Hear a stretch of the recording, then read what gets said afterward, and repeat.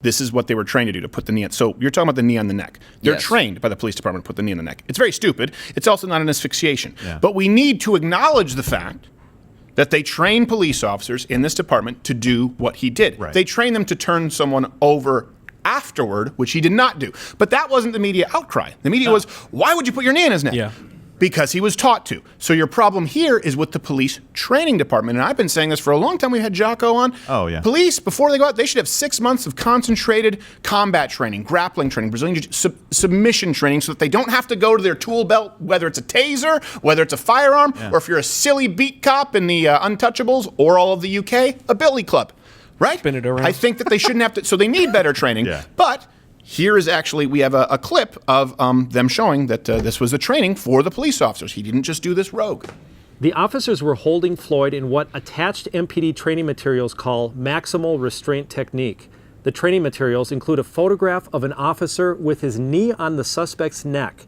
This comes despite MPD Chief Madera Arredondo repeatedly saying after the death of George Floyd that officers are not trained to put their knee on the suspect's neck. That's the problem with the lie. The same training materials say the suspect should be turned to his side in what's called a recovery position, which the body camera transcript shows Lane asked a second time. This time, Chauvin didn't answer. Right. Now, the issue there is it doesn't say how long until you roll someone over to the recovery position. Right. Either. Usually, the precedent that's been set here is once someone stops struggling, once someone is no longer a threat. Yeah. Now, that being said, as far as I disagree with you, and that's okay. I disagree with you on Chauvin being an asshole, because I think all the way up until this point, he was incredibly lenient. That's why we showed it before this stream, the 20-minute arrest.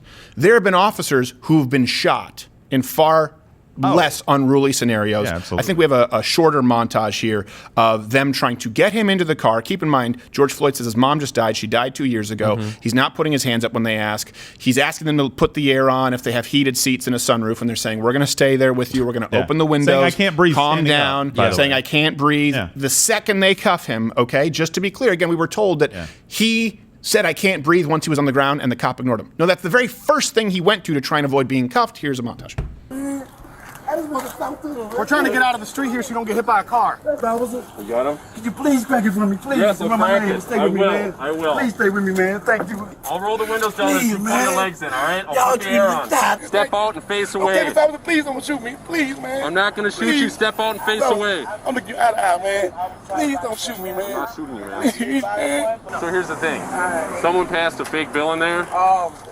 We come over here, he starts grabbing for the keys, all that stuff. Leprechaun in the hood? Starts getting weird, not showing us his hands. I don't know what's going on, so you're coming out of the car. So just hang tight right here. So this is important because right away he's saying, I'm not going, they talk about, why don't they de-escalate? I'm not going to shoot you. Please put your hands above your, hey, I'm going to stay with you. I'll stay with you. All the sources, by the way, will be available at louderwithcrowder.com, including the 20-minute tape. I'm going to stay with you. I'll open the windows. Don't shoot me. I'm not going to shoot you. Okay? I'm not going to shoot you. Please comply. And then he has two perfectly reasonable interactions with the other two people involved. Yeah. So I think that, yes, at this point, and then it gets increasingly violent. The guy increasingly resists arrest, and he asks to be put on the ground. Yeah, well, and I think... And then he didn't roll him over. That's the issue there, which, again, now we're at the point with there isn't malicious intent on the outset. This wasn't just random racial profiling. He was non-compliant. And then, with a rule book that they're used in their training to kneel on the neck and turn them over, he didn't do the last part. Okay, what kind of a charge should that be? Right. That's where I... Well, what isn't the last thing called the resurrect though? I mean, isn't that the recovery? Sorry, resurrect. Very close. So, like, that's Jesus Christ. Jesus is yes. It's almost Easter, boys. Put your hand through my side, man. But it is true. That's the recovery position. It feels like that's the most important of all the positions to put somebody in to keep them alive. Well, I don't think so. It's not called the recovery position to keep people alive. It's called the recovery position because now you've subdued the perpetrator, or whatever it is. You've got them on their side. Now you can get them up and into the car, right? You're getting them into. It's not saying, oh, you're about to kill them, but you roll them over so that you don't kill them. I think I think what you're trying to say is the cashier should have just taken the 20.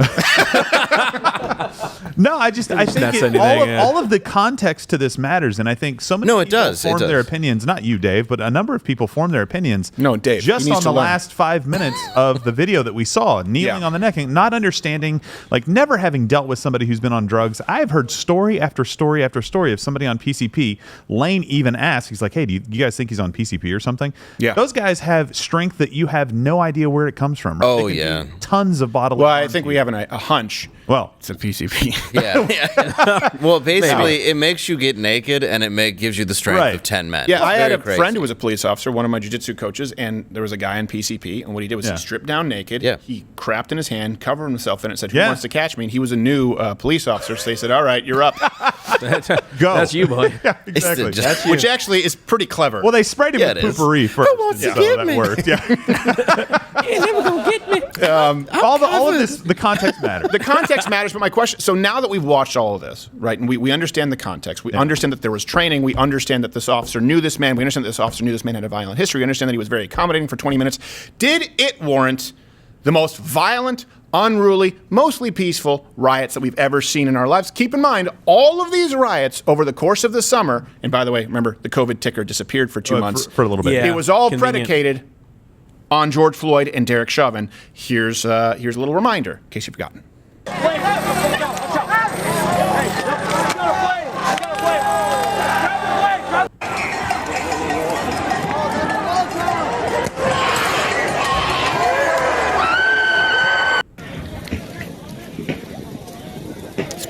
Peaceful little. It's mostly peaceful. Peaceful little car lot fire. Oh, nice. That's a cool thing to yell. Watch Louder with Crowder live, Monday through Thursday, 10 a.m. Eastern.